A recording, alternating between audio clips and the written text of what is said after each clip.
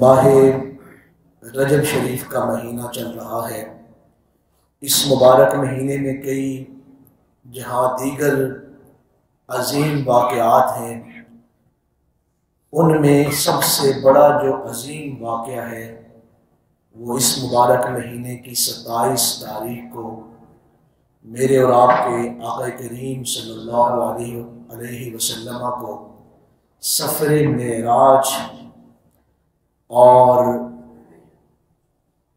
اس مبارک سفر کے دوران وہ ساری عظمتیں اور وہ ساری رفعتیں جو حضور سے پہلے یا حضور کے بعد کسی اور کو عطا نہیں کی گئی، وہ 27 کی شب جو ہے وہ اسی مبارک مہینے میں ہے۔ آج میں چند گھڑیاں، کیونکہ معراج پاک کا عنوان بہت بڑا عنوان ہے، یہ جو آیت معراج میں نبی تلاوت کی ہے، اگر ان کے لفظوں پر ہی تقریر کی جائے اس کے لیے بھی کئی دن ہمیں چاہیے، اس لیے اختصار کے ساتھ چند ایک باتیں میں آپ تک پہنچا رہا ہوں۔ دعا فرمائے اللہ تعالیٰ مجھے حق گوئی کی توفیق نصیب فرمائے، سننے سنانے اور سمجھنے کے بعد اللہ تعالیٰ ہم سب کو عمل کی توفیق نصیب فرمائے۔ قرآن مجید میں ارشاد ہے، سبحان الذی اسری بعبدہ، پاک ہے وہ ذات جس نے سیر کروائی اپنے بندہ خاص کو، لیلاً رات کے تھوڑے سے حصے میں، من المسجد الحرام مسجد حرام سے، الی المسجد الاقصی مسجد اقصی کی طرف، الذی بارکنا حولہ لنریہ من آیاتنا، یہ جو مسجد اقصی ہے اس کے ارد گرد ہم نے برکتیں رکھی ہیں، لنریہ من آیاتنا، اور یہ مبارک سفر اس لیے بھی کروایا گیا تاکہ ہم اپنے محبوب کو اپنی نشانیاں دکھائیں۔ انہ هو السمیع البصیر، بے شک وہی رب ہے جو سننے والا ہے اور دیکھنے والا ہے۔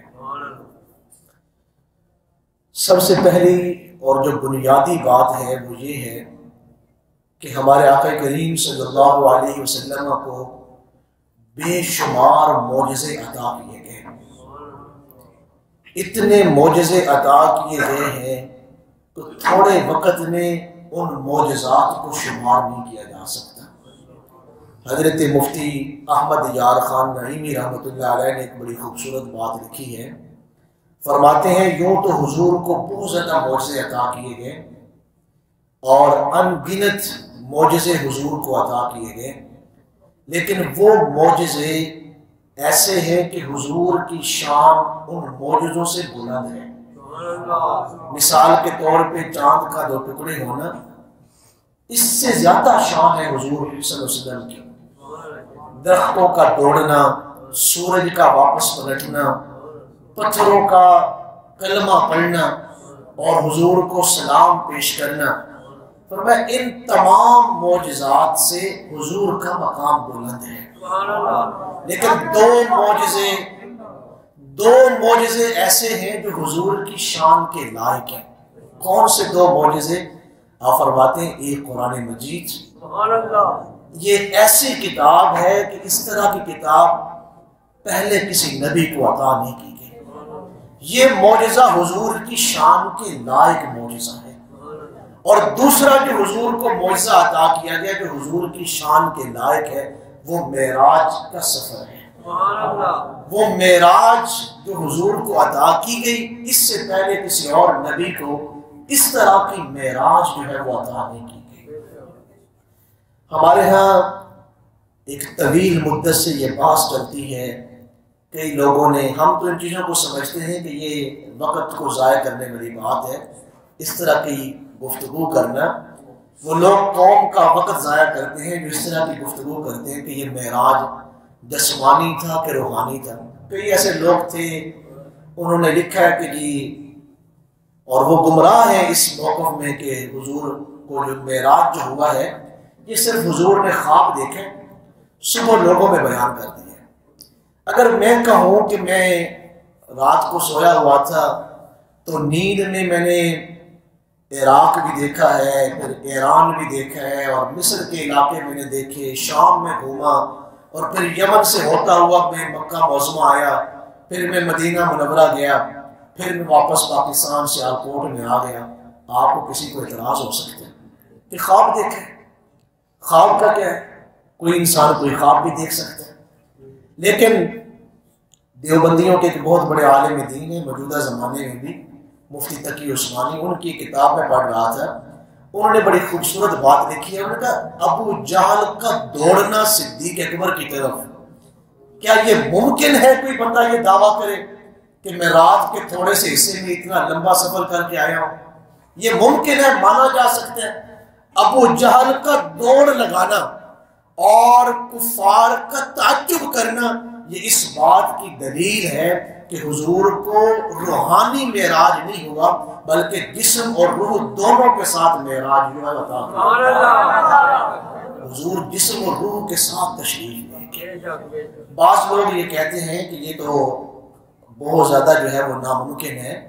قرآن مجید نے اس لیے کہا سبحان الذی، اللہ کے لیے کیا ممکن نہیں، اللہ کے لیے کیا ناممکن ہے، اور اس ذات کے لیے کون سا ایسا معاملہ ہے جو ممکن نہیں۔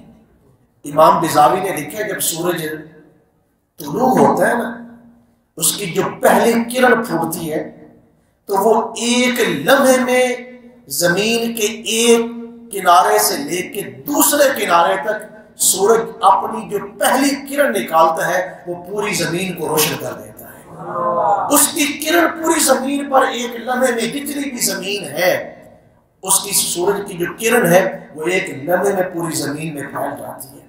تو سورج کو یہ طاقت کس نے عطا کی ہے؟ اللہ تعالیٰ نے۔ جو سورج کو یہ طاقت عطا کر سکتا ہے تو اللہ تعالیٰ فرمائے سبحان الذی اسریٰ بعبدہ، تم کن الجھنوں میں الجھے ہوئے ہو، تم یہ دیکھو کہ محبوب کو سیر کرانے والی جو ذات ہے وہ سبحان ذات ہے، وہ ہر کمزوری سے پاک ذات ہے۔ میرے آقا کریم صلی اللہ علیہ وسلم کا یہ جو مبارک سفر ہے، قرآن مجید نے اس کو سیر کہا ہے۔ میں سفر بول رہا ہوں آپ کو سمجھانے کے لیے، وگرنہ یہ سیر ہے۔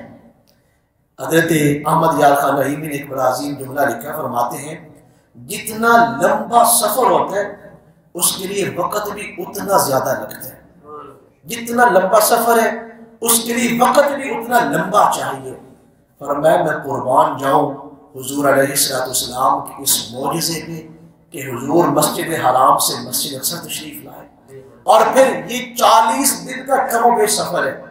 اس دور میں اگر لوگ اونٹوں پہ یا گھوڑوں پہ سفر کرتے تو انہیں مکہ معظمہ سے فلسطین آنے کے لیے کم از کم 40 دن لگتے تھے، اور پھر مسجد اقصی سے 7 آسمان ہے، زمین سے ایک آسمان تک کا جو فاصلہ ہے حدیث مبارکہ میں ہے 500 سال کا فاصلہ۔ ایسے 7 آسمان، ہر آسمان سے دوسرے آسمان تک جو فاصلہ ہے وہ 500 سال کا فاصلہ ہے، 3500 سال کا یہ فاصلہ ہو گیا۔ پھر 7 آسمانوں سے اوپر سدرۃ المنتہا ہے، پھر سدرۃ المنتہا سے اوپر عرش ہے، اور پھر عرش سے بھی اوپر کعبہ قوسین کی خلوتیں اور اودنا کا مقام ہے جہاں حضور پہنچے کتنی دیر میں، لیلاً، بالکل رات کے تھوڑے سے حصے میں۔ سفر کتنا لمبا ہے اور ٹائم کتنا لگ رہا ہے۔ یہ وہ چیزیں ہیں جو انسانی عقل سے وراء الورا ہے۔ انسانی عقل تصور نہیں کر سکتی۔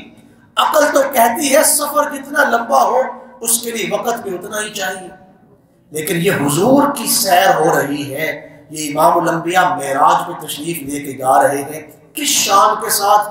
لیلاً، بالکل رات کے تھوڑے سے حصے میں۔